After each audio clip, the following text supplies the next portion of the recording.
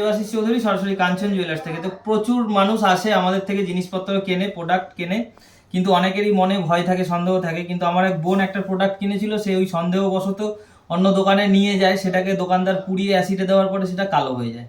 তো এর মধ্যে যে প্রলেপটা দেওয়া থাকে, মানে আমাদের মাইক্রো গোল্ডে, মনে করুন এটা 30 গ্রাম ওজনের একটা চেন, মাত্র 600 মিলি সোনা দেওয়া আছে। তো সুতরাং পাতলা প্রলেপ আছে, আগুনের হিট কিন্তু সহ্য করতে পারবে না, তখন প্রলেপটা কিন্তু কেটে যাবে, বা আপনি যদি ঘষেন তাহলেও কিন্তু প্রলেপটা কেটে যাবে।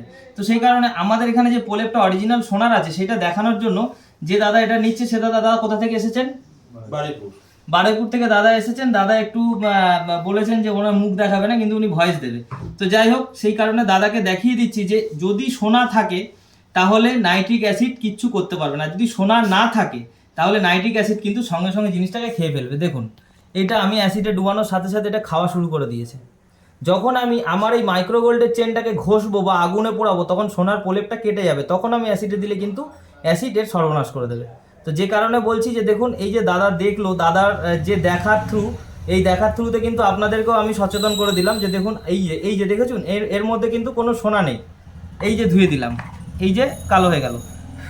এরপরে আমাদের যে মাইক্রো গোল্ডের চেনটা আমি ডুবিয়ে রেখে দেবো, আমি যদি 2 দিন বলেন তো 2 দিনই ডুবিয়ে রেখে দেবো, কিন্তু নাইট্রিক অ্যাসিড কোনো রিয়াকশান করতে পারবে না, কারণ পুরো প্রলেপটা সোনার আছে, পুরো প্রলেপটা সোনার আছে। দেখুন, আমি এতক্ষণ ধরে রাখলাম, কিন্তু তারপরেও আমি এবারে তুলে আপনাদের দেখিয়ে দিচ্ছি যেমন কে তেমন। পুরোটা ডোবানো যাবে, আপনি যে দিকটা বলবেন সেদিকটা ডুবিয়ে দেবো। আমি একটু জল দিয়ে ধুয়ে নিই, কারণ অ্যাসিডটা খুবই কড়া, তো কারণ ওই জায়গাটা ধরবো আমি।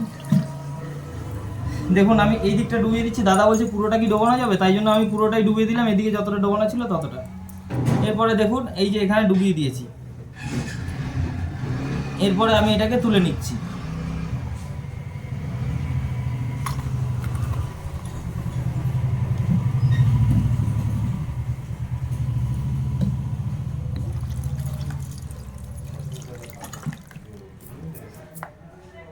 দেখুন, যেমন কি জিনিস তেমনই আছে, কোনো অসুবিধা নেই।